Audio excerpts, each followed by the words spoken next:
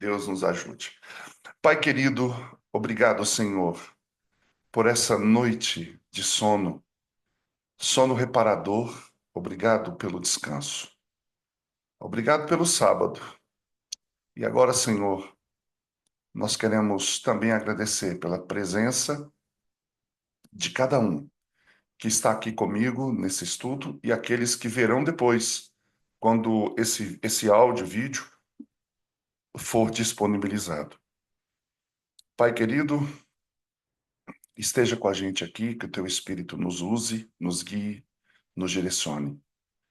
Que a tua graça possa se fazer presente aqui. Em nome de Jesus nós oramos. Amém. Muito bem. Será que alguém está falando? Deixa eu ver. Não, não está. Beleza. Ok. Deixa eu só. Então vamos lá.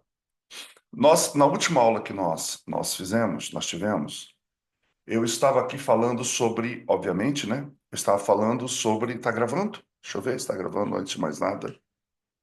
Gravando. Recording. Está. Ok. Nós então estávamos terminando ali na lei, nós deixamos ali falando sobre a lei. Também falamos sobre o momento em que Moisés se encontrou com o próprio Cristo no Monte Sinai. E ali, então, ele começou a desdobrar diante de Moisés toda a estrutura, não só do santuário, mas todo o plano da redenção. Então, durante 6 semanas, imagina, 6 semanas, são 40 dias, de uma silenciosa comunhão. Por que eu digo silenciosa? Havia, obviamente, diálogo ali entre Deus e Moisés. Gente, isso deve ser de uma grandiosidade ímpar, né? Quando Moisés, diante do autor e consumador da nossa fé, né? Ali ele, o autor e consumador da nossa fé, pacientemente revelando a Moisés, fase após fase, o plano da salvação do homem, e ele explicou como cada uma delas deveria ser realizada. Agora, como sempre acontece com a nova e a bendita nova da salvação, ela não poderia ficar apenas com Moisés. Ela não poderia permanecer com Moisés apenas. Ele precisava, ou seja, Moisés precisava esclarecer essas verdades tão profundas para gerações posteriores. E como que o Senhor Jesus então faz isso? Como é que ele dá condições para que Moisés possa levar essa mensagem não só para o povo de Israel, mas para gerações que viriam após ele? Ele transforma, e esse detalhe é importante, ele transforma todo o plano. Gente, às vezes eu fico pensando assim, Edivaldo, você é muito chato quando você ensina. Mas não, é que eu fico pegando, é no detalhe que está o detalhe, né? Como eu diria. Detalhe é uma palavra francesa, né? Quer dizer coisas pequenininhas. Então, assim, essas coisas minuciosas, pequenas, é ali que muitas vezes está a beleza.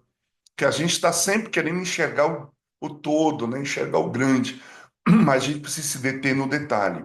Veja, Jesus vem falando, ele fala, fala, fala, fala, expõe, expõe, expõe, expõe, e Moisés está extasiado diante do plano da redenção, e agora Jesus fala assim: eu vou fazer uma coisa agora, para que você possa pegar essas informações e transformá-las e direcioná-las, não só para o povo de Israel, mas para todos que virão depois. Eu vou transformar todo o plano falado em um tabernáculo no meio do deserto. Portanto, o santuário, ele era uma parábola encenada. Tá? Ele era uma...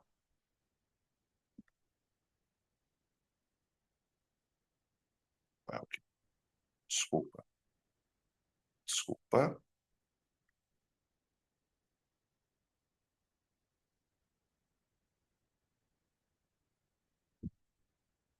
Problema na câmera.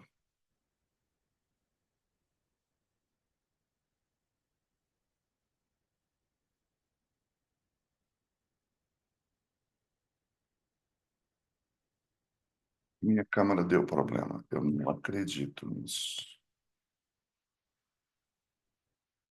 Ah,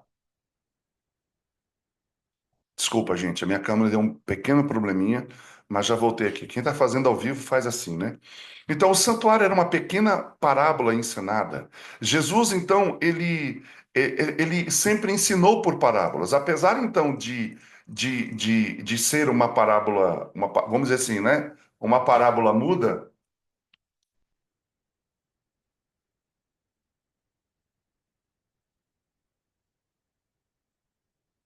Só um minuto. Amigos, olha, eu não sei o que está acontecendo. Vocês podem orar, porque o trem tá feio. Desde que eu estou fazendo esse, esse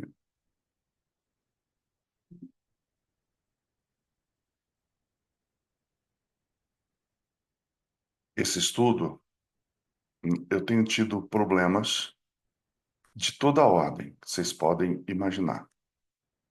Mas nós vamos dar um jeito. Vocês tenham paciência um pouquinho aí, tá? Tenha só paciência um pouquinho.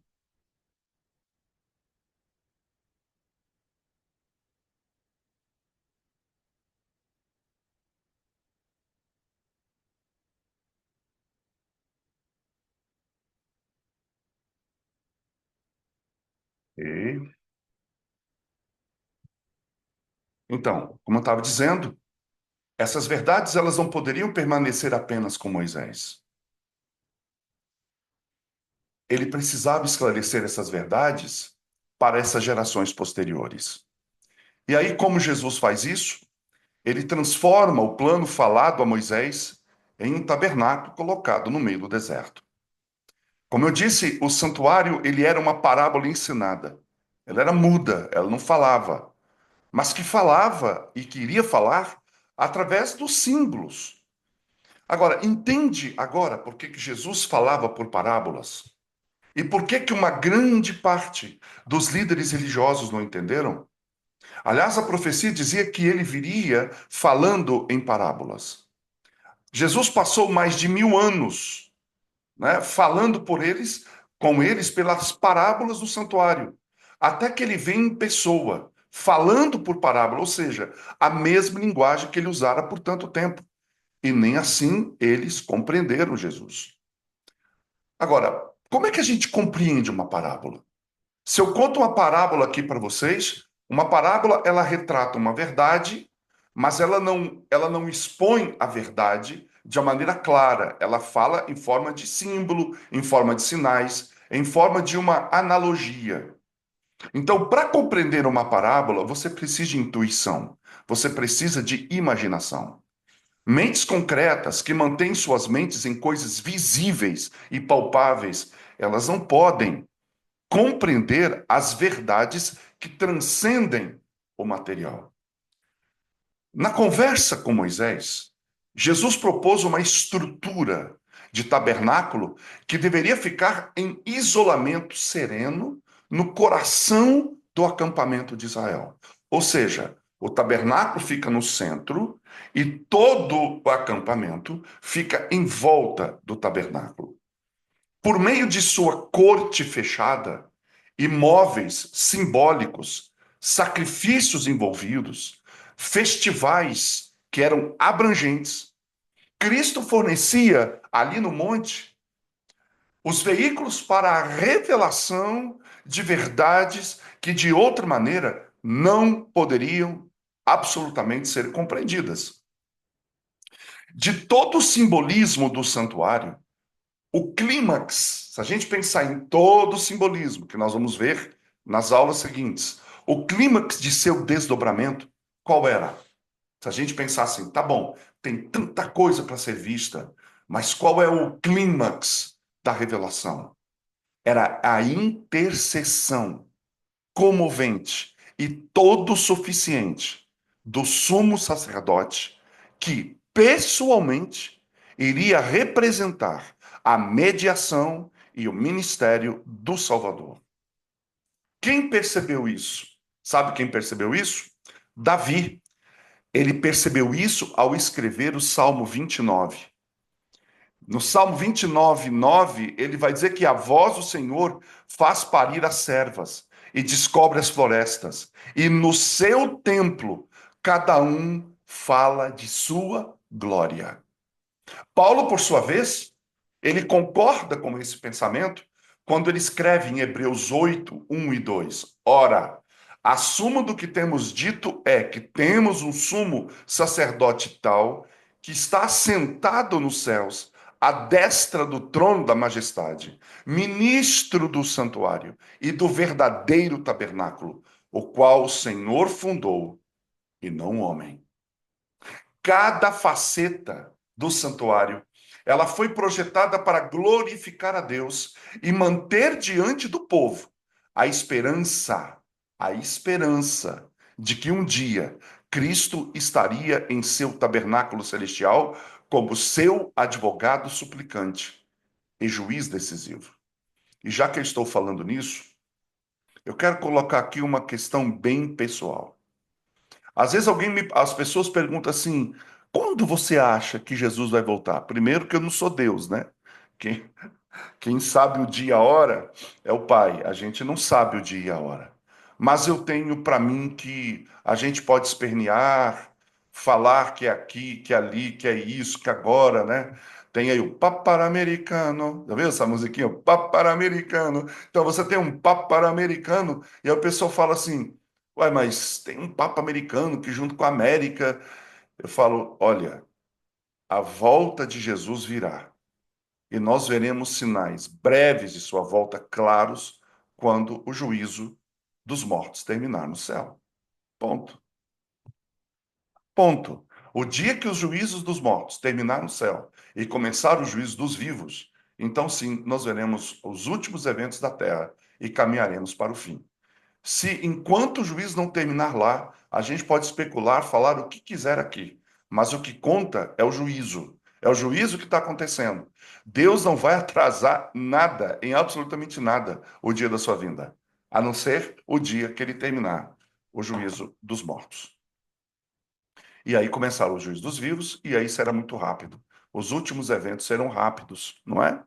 Então, feito esse comentário aqui, então, essa questão do sacerdote lá, sendo advogado e, ao mesmo tempo suplicante e juiz decisivo, tudo isso se tornou extremamente eloquente. Fala muito bem, diz muito bem, por meio de suas mãos e pés perfurados. Então, quando a gente olha para o sumo sacerdote, quando a gente olha para o advogado, quando a gente olha para o juiz, numa pessoa só, que é Cristo, o que a gente ainda consegue ver? O que a gente consegue enxergar?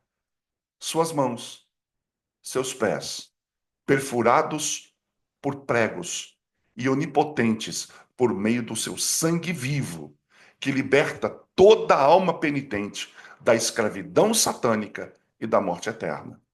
É por isso que eu sempre falo, Paulo quando olha isso, qual a exclamação que ele pode dizer? Ele vai dizer: aonde abundou o pecado, superabundou a graça. Quando nós olhamos para todo esse símbolo do santuário, a gente consegue ver, é, é, sabe, pensa assim, quando você vê uma construção ou uma obra de arte, não sei aqui quem já teve em Florença, mas quando você vê uma Pietà, quando você vê um Davi que foi esculpido por Michelangelo, você vê os detalhes. Você fala assim: esse indivíduo investiu muito tempo aqui. Investiu tempo, investiu energia, investiu talento, investiu conectividade. Ele investiu muita coisa, dinheiro, recursos. Ele colocou a vida dele ali. Quando você olha para uma casa muito bem construída, você fala assim: nossa, quanto tempo esse indivíduo levou para construir isso aqui? Deve ter gastado muito dinheiro. Esse homem deve ser muito rico, essa mulher deve ser muito rica. Quando você olha para o santuário e vê essa riqueza de detalhes, você vai perceber que Deus se debruçou para construir, para elaborar, não só elaborar. Não só elaborar. Pensa, a gente precisa dar uma paradinha para pensar nisso aqui. Quem estava elaborando o plano da redenção, que foi traduzido em linguagem e depois traduzido para o modelo do santuário, foi o próprio Cristo. Cristo entrou nessa história desenhando cada peça, desenhando cada móvel, cada detalhe, cada sequência, aqui nós vamos fazer uma festa. Essa festa, ela vai mostrar isso. Esse pássaro que a gente criou, que essa rolinha, nós vamos usar porque isso representa isso. E Jesus fazendo tudo isso, sendo ele mesmo aquele que representaria cada peça desse santuário. Portanto, quando eu digo que o Antigo Testamento, quando Deus pediu a Moisés e todos os profetas que escrevessem a Bíblia, né, que fossem inspirados, e eu sempre falei, olha, a Bíblia, a priori, na minha opinião, ela foi escrita para Cristo. Cristo falou: eu vou ter que ir para a terra, eu vou ter que ter algo, eu vou ser um ser humano, eu vou ter que ter algo no qual eu vou me embasar. Então, quando Cristo, nascido de mulher, nascido da carne, como diz o apóstolo Paulo, ele vem como um bebê comum, comum, como qualquer bebê vem. Como é que ele se vê como cordeiro? Como é que ele poderia se ver? Como é que ele poderia se olhar e dizer: esse aqui sou eu, isso aqui é para mim? Eu não tenho dúvida que Maria foi escolhida a dedo entre as mulheres. E Ellen White diz que Maria colocava Jesus nos seus joelhos e ensinava a Jesus a Bíblia. E quando ela ensinava a Jesus a Bíblia, ela dizia: Isso é você, isso é para você, isso foi escrito por você, para você. Que privilégio, Maria, ter Deus no colo, ensinando ao Deus homem a própria Escritura, que ele mesmo, em alguns milênios antes, havia inspirado os autores a escrever sobre ele mesmo. Gente, é de uma magnitude. Só quem não enxerga isso, eu não sei como não se enxerga isso. Então, não tem como a gente não imaginar que Deus, de fato, não é capaz de libertar o pecador e libertar da escravidão do pecado. Tudo isso foi feito para que o homem pudesse ser colocado novamente em comunhão com Deus. E eu oro para que o Santo Espírito de Deus, ele conceda-nos a percepção que foi dada a esses santos passados, para a gente poder ler esses sinais de maneira correta. Então, para manter na mente do povo essas ideias constantes, então o Senhor ordena a Moisés que construísse o pavilhão mais elegante e complexo que já havia sido erguido. E para isso, Deus proveu meios e materiais, talentos e esforços. E tudo isso deveria ser esbanjados incansavelmente. E aí você vem com aquela pergunta, né? De onde vieram os materiais bronze, prata, ouro? Isso é um detalhe muito importante, porque você vai encontrar tecido, linho, ouro, prata, bronze, madeira. Aí você fala, e aí isso é vamos dizer assim, é um prato cheio para os descrentes, para dizer o seguinte: lá no meio do deserto, um povo escravo, como é que eles teriam ouro, prata, bronze? Primeiro, que Deus pode, pelo seu poder, fazer ouro da areia, bronze da pedra, madeira do meio do nada. Como é que eles cortaram isso? É que a gente acha que só nós, né, essa geração, que é a geração inteligente, eu não sei. Se, na verdade, quando a gente olha tudo que a humanidade já produziu, eu acho que nós temos a geração menos capaz nos dias de hoje. Mas tudo bem, isso é outra história. Mas tem um detalhe que é importante. Quando você lê Gênesis, olha aqui, eu vou ler, eu vou abrir aqui, e você vai ver de onde veio. Vamos lá, Gênesis 15. Vamos lá, Gênesis 15. Eu não sei se é Gênesis 15 ou Gênesis 17. Aqui tá, é Gênesis 15 meu. Olha só. Diz assim, Gênesis 15, 13. Então disse Abrão: Saibas de certo que peregrina será a tua descendência em terra alheia, e será reduzida à escravidão, e será afligida por 400 anos. Deus contou essa história para Abraão antes que ela acontecesse. Mas também eu julgarei a nação, no caso o Egito, a qual ela tem de servir, e depois sairá com quê? Com grande riqueza, não é pouca riqueza. E esse é um detalhe muito importante para a gente pensar. Olha só, por que que Deus permitiu que Israel saísse do Egito com grande riqueza? Porque isso estava no plano. Primeiro, isso estava no plano. Porque Deus fala assim: eu vou construir um santuário bem no meio do deserto. De onde virá o recurso? Olha que interessante, Deus podia falar assim: olha, não se preocupe com recurso. Imagina o Pai, o Filho e o Espírito Santo sentado à mesa se eles fossem homens, seres humanos. E alguém dessas, olha, tá bom, vamos construir o tabernáculo lá no meio, beleza, lindo, maravilhoso. Eu já participei de reuniões, quem trabalha em empresa sabe que é assim que funciona. Mas o recurso virá de onde? E Deus diz assim: como assim o recurso? Nós somos deuses, gente. Eu sou Deus, eu construo, eu produzo recurso no meio do deserto, fica tranquilo. O ouro eu dou, a prata eu entrego, eu produzo prata no deserto. Não se preocupem. Mas não, Deus não trabalha assim. Porque senão, Deus não é o Aladim da lâmpada mágica. E aí a gente começa a entender como é que Deus funciona, como é que a mente de Deus é. Sabe o que ele faz? Ele retira a riqueza do próprio Egito. O Egito entrega a riqueza. Entrega a riqueza para quem? Para o seu povo. E isso é uma pergunta, algo interessante para nós. O povo de Deus sobrevive do quê? De onde a gente tira o recurso para nós vivermos? Nós retiramos o recurso do Egito. Todo mundo que é crente trabalha no espiritualmente no Egito. Todo mundo trabalha no e para o Egito. E é dali que você e eu retiramos os nossos recursos. Mas olha que interessante.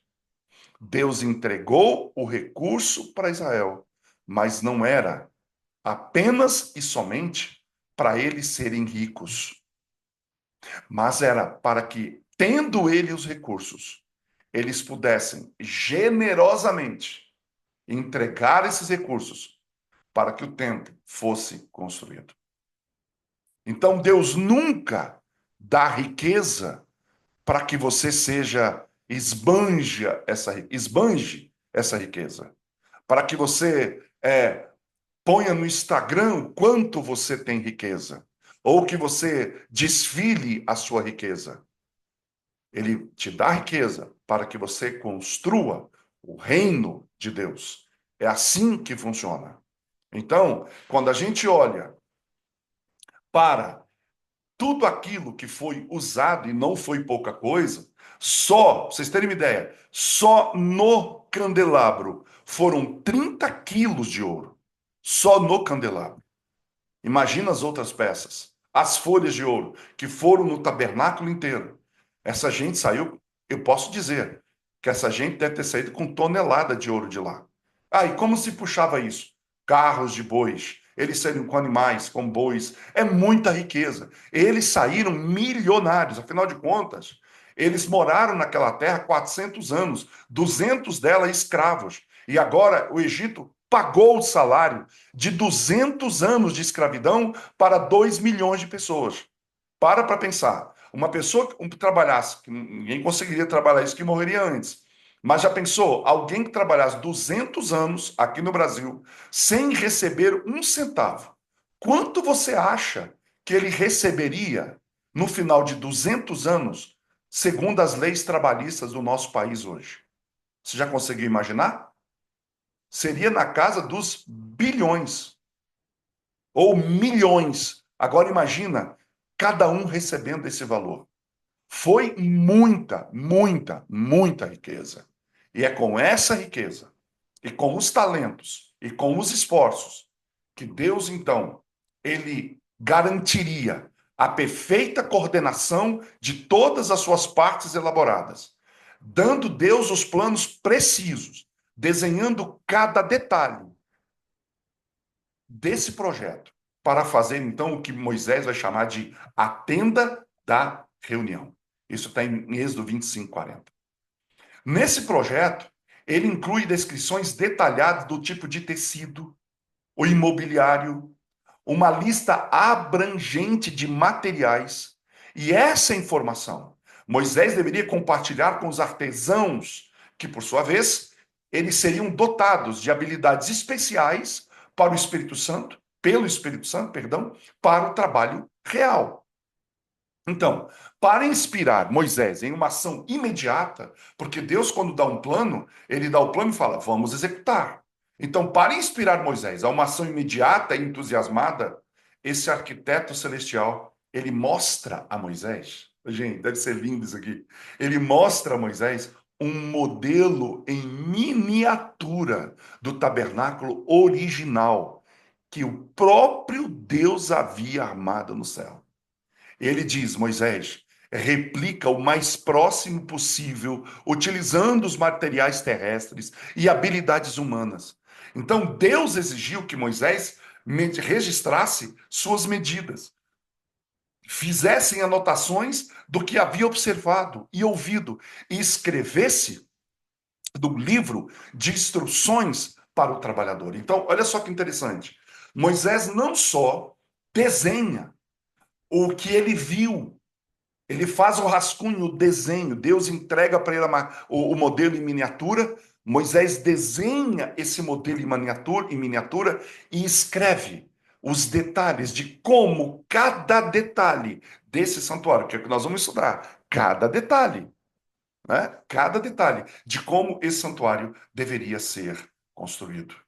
Agora, em épocas posteriores, esses detalhes, obviamente, não seriam apenas para que ele fosse construído, mas para que em épocas posteriores, como nós estamos fazendo aqui hoje, 3.500 anos depois, 3.500 anos depois, esses detalhes deveriam ser considerados por todos aqueles os que desejavam medir, ou melhor, estudar o santuário, a fim de compreender os significados e relacionamentos de suas partes que eram intrincadas, elas se relacionam, e atividades profundas, pois elas apontam para o que aconteceria finalmente no tabernáculo verdadeiro, no tabernáculo superior que é o de Cristo.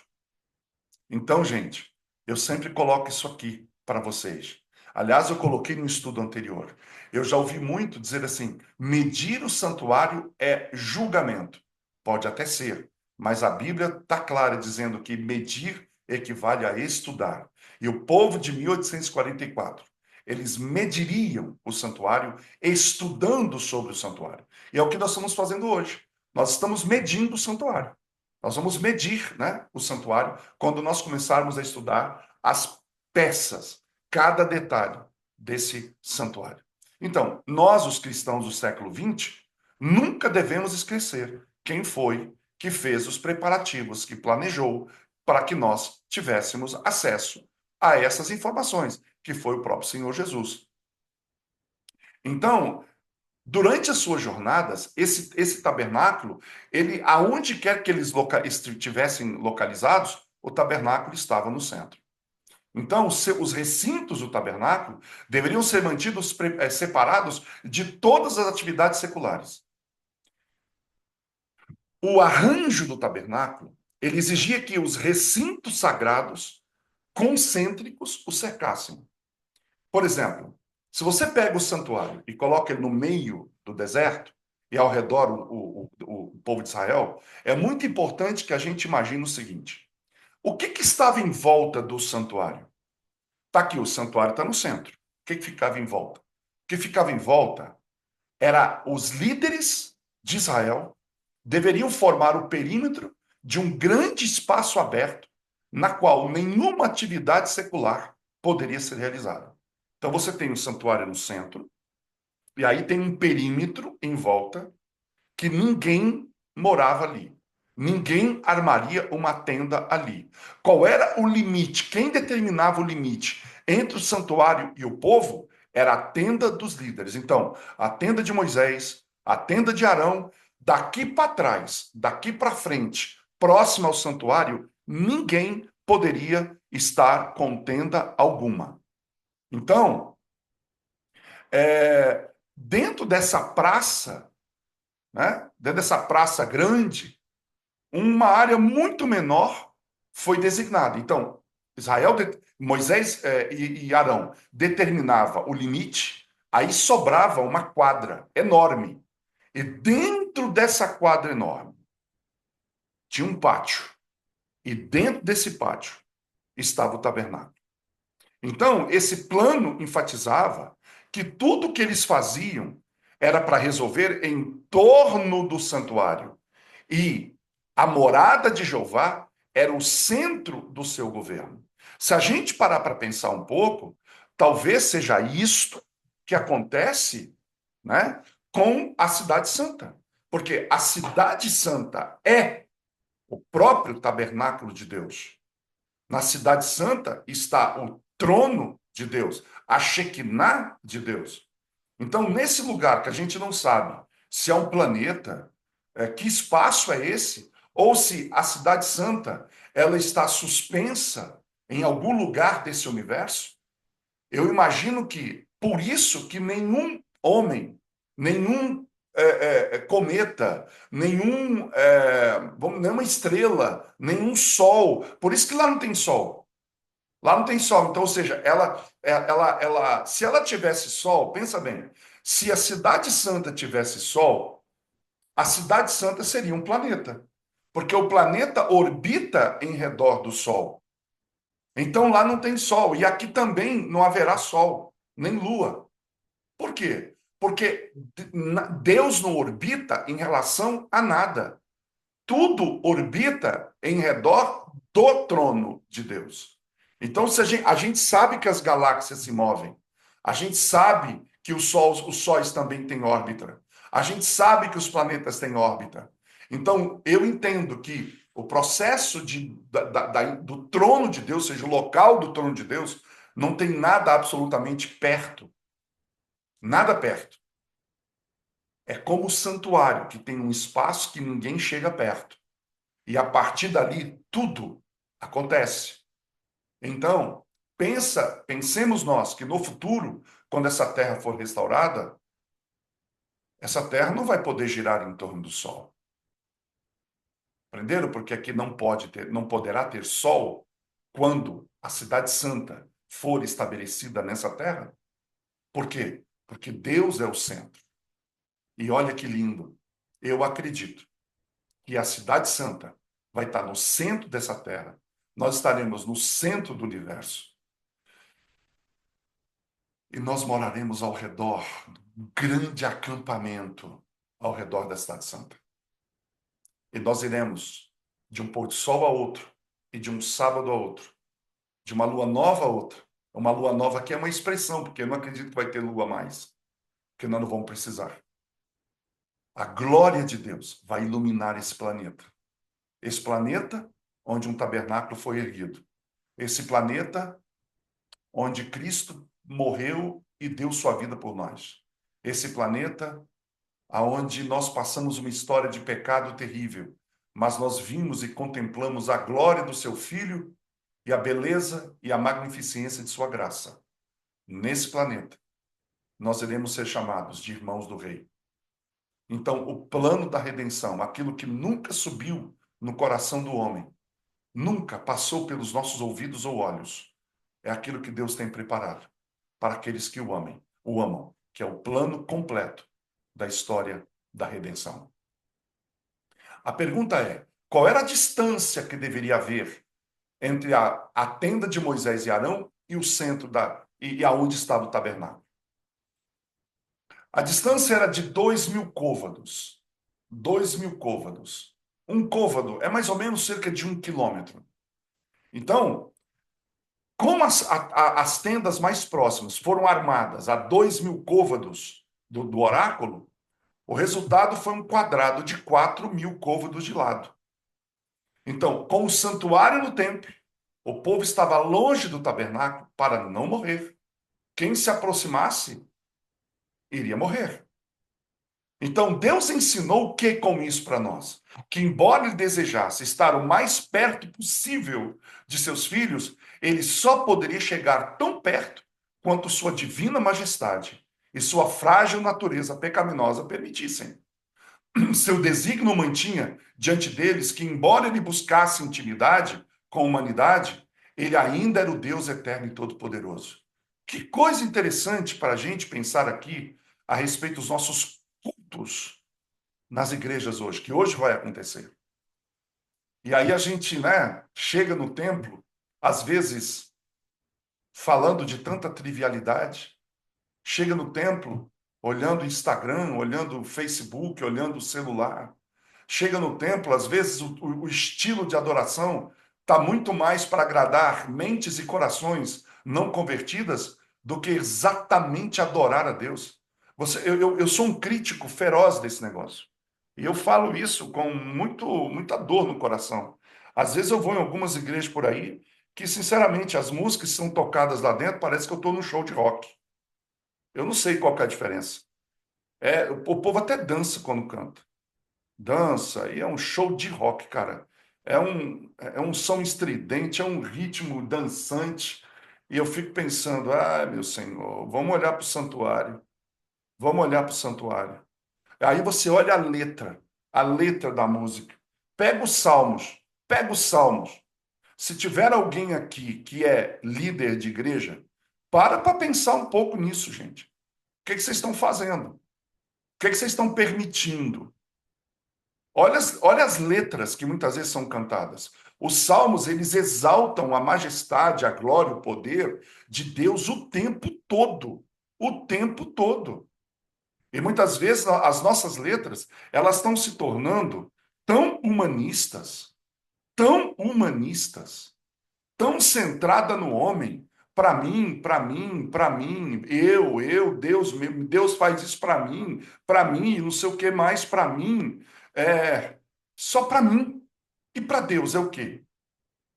Então nós temos que pensar nessa. É uma triste realidade, Rose. É uma triste realidade que se tornou.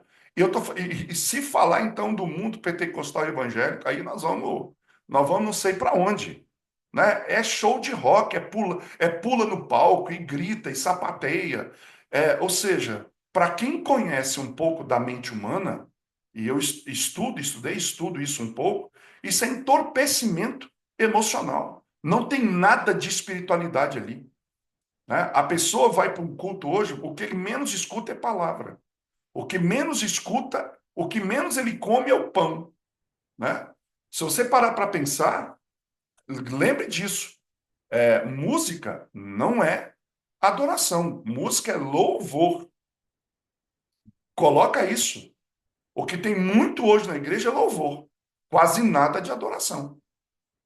Adoração, biblicamente falando, é quando você ouve a palavra e obediência. A maneira mais poderosa de você adorar a Deus é com a sua obediência. A obediência é a prova cabal a quem você adora. Não é música. Pelo contrário, se você parar para pensar, eu queria colocar isso aqui, a música sempre esteve presente no paganismo como elemento de adoração. Como elemento de adoração. Então, assim, A música é louvor a Deus. Você louva a Deus com a música. Você exalta a majestade de Deus com a música. Você pode cantar para Deus, sobre Deus. Mas se você pega, por exemplo, lá em Babilônia, antes de começar aquela adoração que Nabucodonosor exigia dos seus súditos, antes de começar, o que usou? Símbolo, é, tambor, e não sei mais o que, um monte de música, saltério. Ali, o paganismo usava a música, não como louvor, mas como adoração. Então nós temos que ter cuidado com isso. Estudem sobre isso. E vocês vão chegar à mesma conclusão que eu estou colocando para vocês aqui agora. Então, isso mostra, quando a gente olha para o santuário, a gente está olhando o quê? Como é poderoso, como é sereno, como Deus é santo, né? Outra coisa importante é quando o acampamento em volta deveria ser mantido totalmente limpo. Por quê? Porque Jeová prometeu descer no acampamento. Inclusive, quando Israel iria para a guerra, eles deveriam olhar as estritas condições sanitárias. Cada alma, desde o comandante até o chefe, ele era ensinado a preservar a limpeza da sua pessoa e arredores. Então, as necessidades, eles tinham uma pá, eles cavavam e depois cobriam. Eles não deixavam nada jogado por ali, não. Então, tudo, a demarcação do recinto sagrado, tudo deveria ser muito claro. Então, como é que funcionava? Deixa eu colocar isso aqui para vocês. É o seguinte: o tabernáculo ficava no centro, aí ao redor, na frente, ficava Moisés, Arão e os filhos de Arão. Aí do lado esquerdo, do lado direito, se você está olhando da frente para trás, ficavam os filhos de Merari, os filhos de Levi, e atrás do tabernáculo, os filhos de Gerson, o Gerson, né? Os filhos de Levi. Então, Merari, filhos de Levi, os descendentes de Merari, os descendentes de Gerson, e atrás, do lado Merari, os filhos de Levi, e na frente, Moisés e Arão e os filhos de Arão. E depois disso, as tribos. Então, na frente da tribo de Moisés, ou da tenda de Moisés, ficava Isacar, Judá e Zebulon. Eles ficavam na entrada do santuário. Então era Moisés mais perto da entrada, e logo depois as tribos de Isacar, Judá e Zebulon, cada um com suas bandeiras. Do lado da tribo de Merari, ou seja, do lado direito, ficava quem? Aser, Dan e Naftali. Do lado esquerdo, que está olhando de frente, ou seja, da entrada do santuário para trás, você vai ver Simeão, Ruben e Gade. E na parte de trás, né, depois dos filhos de Gerson, que eram os filhos de Levi, né, Benjamim, Efraim e Manassés. Quando você olha por esta perspectiva, é uma coisa incrível. Quando você olha por esta perspectiva, sabe o que você vai encontrar nessa perspectiva? Você não vai acreditar. Não só numa perspectiva da disposição das tribos, ou seja, repetindo, o santuário está aqui. Aqui na frente, Moisés e os filhos de Arão. Depois disso, 3 tribos. Do lado de cá, os filhos de Merari, 3 tribos. Do lado de trás, os filhos de Gerson, que eram descendentes de Levi, que eram quem? Os coristas, aqueles que desmontavam o santuário, que trabalhavam no santuário, mais 3 tribos. E aqui, do lado esquerdo, mais 3 tribos. Quando você olha essa disposição, adivinha que formato você tem? Você tem o formato de uma cruz. Incrível, né? Dentro do próprio santuário, toda a disposição dos móveis, quando eles são dispostos e você enxerga daqui ou de cima, num plano superior, ou aqui de frente, você vai encontrar a figura de uma cruz. Cristo não morreu numa cruz em vão. Entende agora? Porque quando os testemunhos de Jeová dizem que Jesus morreu numa estaca, outros dizem que ele morreu pregado numa árvore, que essa história de cruz é uma balela. Não, não. A cruz já havia estado presente desde os tempos em que o santuário foi erguido e todas as tribos em volta já apresentavam o formato de uma cruz.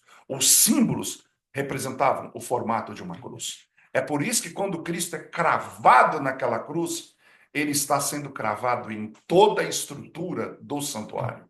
Se o símbolo, gente, isso aqui é muito profundo. Olha só, quando ele é cravado naquela cruz, ele está sendo cravado em cima do povo de Israel, que é exatamente o formato das tribos que estavam ali. E aí, essas tribos se estendem para o sul, para o norte, para o leste e para o oeste. E por este simbolismo, ele morreu pelo mundo. Ele morreu pelo mundo. Havia, tudo estava ali, lindamente exposto, nesse aspecto do santuário. Então, queridos, eu nesse momento, eu quero finalizar a nossa aula de hoje, né? Lembrando que as 12 tribos, posteriormente, foram organizadas em 24 cursos, e aí, em 24 príncipes. E aí, isso te lembra alguma coisa? Quando a João foi mostrado o trono de Deus no céu, olha só que interessante, no qual Cristo estava sentado como vítima, cordeiro, como sacerdote, sumo sacerdote real. Ele estava rodeado por quantos seres? 24 seres viventes, bem como 24 anciãos, todos redimidos dentre os homens. Olha que interessante. Começou com 12 tribos, mas depois se tornaram em 24 anciãos. As 12 tribos, elas foram cuidadosamente posicionadas para que aqueles que tivessem herdado disposições semelhantes se associassem. Espírito compatível com espírito compatível. Fraco ajudando os fortes. Nenhum grupo, no entanto, foi forçado a se integrar, mas todos deveriam estar unidos em sua adoração a Deus, em sua tolerância com as características e fraquezas de cada um. Este plano da disposição do povo de Israel era um exemplo de como Deus desejava que todo o seu povo vivesse quando se reunisse em torno dele. Então, na marcha, a Shekinah liderava e os sacerdotes dirigiam carregando a arca de Deus. Então vinha o primeiro contingente de tribos. Em seguida, os gersonitas e os meraritas, carregando cortinas, tábuas e liderava outro contingente de tribos. Estes foram seguidos pelos coatitas e sacerdotes, carregando mobília e liderando o terceiro e o quarto grupo de tribos. Então, a morada de Deus, ela foi distribuída entre o povo como se lembrasse o tempo todo da sua presença. Todos ali eram culpados do pecado e todos tinham acesso ao mesmo sangue purificador ministrado pelo mesmo sumo sacerdote. Então, eu quero terminar essa essa essa aula de hoje dizendo o seguinte, algumas coisas. Tenha um pouquinho de paciência, eu vou demorar mais 10 minutos. Não saiam da live, porque o que eu vou falar aqui espero, né? Vai ficar muito marcado na sua vida hoje. Você vai sair dessa live pensando sobre isso, tá? Primeiro, que é o seguinte, é só para terminar mesmo. Qual era o propósito de Deus, né? Aliás, cada tribo tinha uma bandeira. E cada bandeira representava algo importante, tá? É... Por que Deus organizou Israel dessa forma? Dessa maneira. Primeiro, esse plano de organização era um mapa da jornada do cristão para a glória. Nós vamos ver a sua estrutura e significado. Pensa nisso agora. Ali não estava colocado de forma, essas tribos, de maneira aleatória. O primeiro elemento do desígnio de Jeová foi o deserto despovoado que se estendia ao redor do seu povo até o horizonte. Israel havia sido chamado para fora do Egito. Esse é o primeiro passo. Vamos lá, conte aí. Quantos passos você vai ter para a chegada até a glória? Vamos lá. Israel havia sido chamado para fora do Egito como nação redimida, deixando para trás o ateísmo e o materialismo do seu povo. Então, o primeiro passo para a glória é a chamada de um povo que sai do Egito. Segundo, o Senhor então faz um convênio com eles e coloca essa igreja no deserto, onde eles poderiam ali se tornar um povo santo.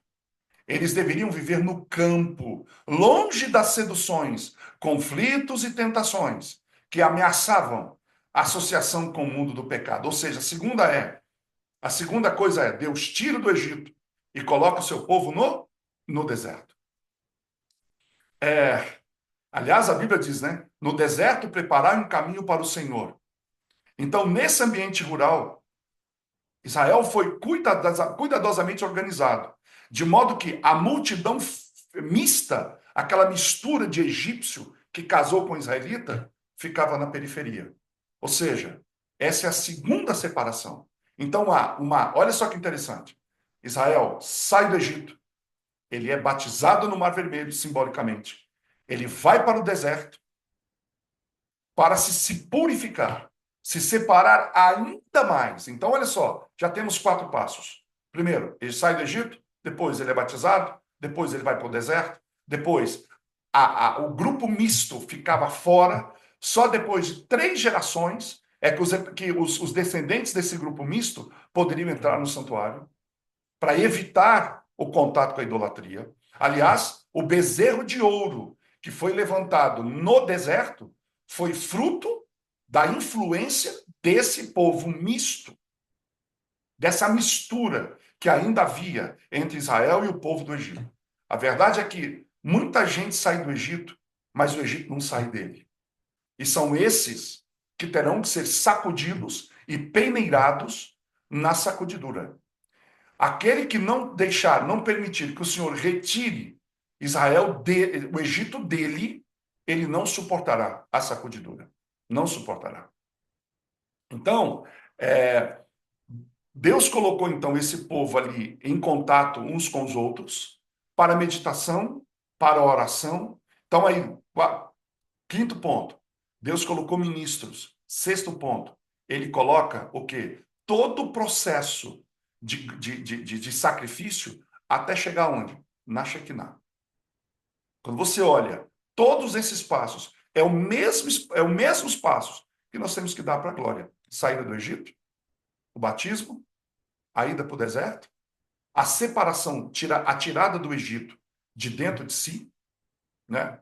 O contato mais próximo com o Evangelho, passar por todo o processo de sacrifício, pães asmos, aquela coisa toda, do Espírito Santo, todo o caminho do tabernáculo.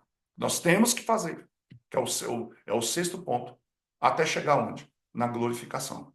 Então você tem no santuário, no pátio, você tem o perdão, no santo você tem a santificação e no santíssimo você tem a glorificação, que é o que vai acontecer com aqueles que estiverem, né, presentes nesse dia, quando o Senhor Jesus voltar. E aí, para deixar o finalmente aqui, né? Entenderam? Quer que eu repita? Saída do Egito, depois batismo, depois ida para o deserto, depois separação do que ainda sobra, ou seja, a retirada do Egito dentro de nós. Aí tem a conversão genuína, que vai acontecer no pátio, a santificação, que vai acontecer no santo, e a glorificação, que vai acontecer no Santíssimo. Perceberam os 7 passos? É os mesmos 7 passos que ainda hoje, como cristãos, nós devemos dar para a chegada da glória. Agora, eu quero deixar você com esta análise, que quando eu estava estudando esse tema em oração, me veio esta iluminação que eu acredito que é um presente que Deus deu para mim. Lembra que eu acabei de falar que quando Israel viajava, o santuário era desmontado, então era assim, a nuvem se levanta, a nuvem se levantou, Israel olhava e falava, opa, vamos ter que sair daqui. Então quem guiava era Deus, obviamente. Então, a nuvem levanta, e aí eu queria que você pensasse primeiro, quanto tempo você acha que o povo demorava para arrumar tenda, arrumar roupa? Pensa, mulher que demora a sair de casa, essas mulheres se arrumando, né? Amor, espera, caramba, eu não arrumei isso aqui, menino, e vem menino aqui, menino tá brincando no deserto, e vem pra cá, e arruma todo mundo, família, ajeitar tudo isso, amarrar tudo isso, botar no lombo de animal, e a nuvem aguardando. Você acha que lá de cima Deus gritava, vamos, gente, vamos, tô com pressa? Não, pacientemente, a nuvem aguardava, o povo se ajeitar, o santuário ser desmontado. E aí, quando tudo estava pronto, aí o que que fazia? Uma parte dos levitas, primeiro, o que que ia na frente? A Shekinah, melhor, a nuvem. Logo em seguida, adivinha o que que ia? A lei. A lei, a arca da aliança ia na frente. A lei guiava o povo seguia a lei. É muito interessante isso. E aí, uma parte do tabernáculo vinha, e aí vinha o povo. Aí mais uma parte do tabernáculo, sempre com 1 quilômetro de distância entre o povo e o tabernáculo. Mas, ou seja, o tabernáculo ele era distribuído em suas partes no meio do povo. Guardem isso. O tabernáculo aqui, aí três tribos. Aí mais 1 quilômetro. Aí mais um tabernáculo, mais umas partes do tabernáculo. Aí mais 1 quilômetro, lá vem mais três tribos. E assim sucessivamente. De tal forma que você tinha três partes do tabernáculo distribuídos uniformemente entre todo o povo de Israel. Agora vamos andar um pouquinho no tempo. Vamos chegar naquela noite em que Cristo, no dia seguinte, deveria ser crucificado, ser oferecido como oferta pelos nossos pecados. Cristo pega o pão. Eu pergunto, quem era o tabernáculo? O tabernáculo é o próprio Cristo. Ele tabernaculou entre nós. Ele era o tabernáculo vivo. Nós estudamos isso, eu falei isso na aula passada. Quando ele pega o pão, que representa a si, assim como o tabernáculo representava a si, assim como o tabernáculo era distribuído entre o povo de Israel, no meio do povo de Israel nas suas marchas, ele pega o pão e distribui entre os discípulos. E ele diz: Este é o meu corpo que é dado por vós. Gente, e aí ele cita uma frase: E eis que eu estou convosco todos os dias, até a consumação dos séculos. Ele não disse, e eu estive convosco. Ele não disse, eu estarei convosco. Ele diz, eis que eu estou. Em outras palavras, eu sempre estive convosco. Eu estive convosco desde o princípio, quando eu disse, haja luz. Eu estive convosco quando eu estive com Noé, quando eu estive com Enoque, quando eu estive com Abraão, quando eu estive com Moisés, quando eu estive no deserto. Eu fui distribuído entre vocês, como eu estou sendo distribuído agora. Ou seja, a distribuição do pão entre os 12 foi uma réplica, um símbolo do santuário sendo distribuído como se fosse um pão entre o povo de Israel. Quando Cristo distribuiu o pão entre os discípulos, ele relembrava os dias em que, simbolicamente, ele estava sendo distribuído em peças, todo quebrado, para o povo. Não há maior amor que esse. Não há maior doação que essa. Eis que eu estou convosco. Eu estive, estou, sempre estarei. Eu nunca os abandonei. Eu nunca deixei vocês órfãos. Em símbolos e em realidade, eu sempre estive aqui. Esse amor nos constrange. Nos constrange a amarmos assim. Que Deus nos ajude, que Deus nos abençoe, para que nesses estudos do santuário nós possamos ver toda a graça de Deus estabelecida em cada símbolo. Próxima aula, aí sim, nós vamos começar a entrar nos detalhes do santuário. Vamos orar. Querido Deus e Pai, mais uma vez estamos aqui estarrecidos e ao mesmo tempo estupefatos aí diante do grandioso amor com que o Senhor tem se manifestado a nós. Por favor, Senhor, continue nos dando disposição, força, coragem para estarmos aqui a cada sábado, aprendendo a respeito do santuário. Que cada um que esteve aqui hoje, ou aqueles que ainda verão no futuro, nos links que enviarei, que o Senhor possa, então, fazer com que essa mensagem chegue a corações sinceros. Em nome de Jesus eu oro. Amém. Lembrando que o nome do canal lá no YouTube mudou para É de Graça. Eu achei legal mudar isso. Que era Empório da Graça. Eu falei, vou mudar para É de Graça e sempre será. Então, olha, gente, eu recomendo fortemente que vocês compartilhem os links dessas aulas para todas as pessoas que você conhece. Use suas redes. Agora é para distribuir, é para jogar como folhas de outono. Deus abençoe vocês. Vocês têm que fazer esse trabalho, tá? Que eu sozinho não dou conta. Vocês são os 48 que estão aqui comigo hoje, que precisam pegar e jogar isso para o mundo. Até sábado, se Deus quiser. Vou abrir o WhatsApp para vocês comentarem lá, tá bom?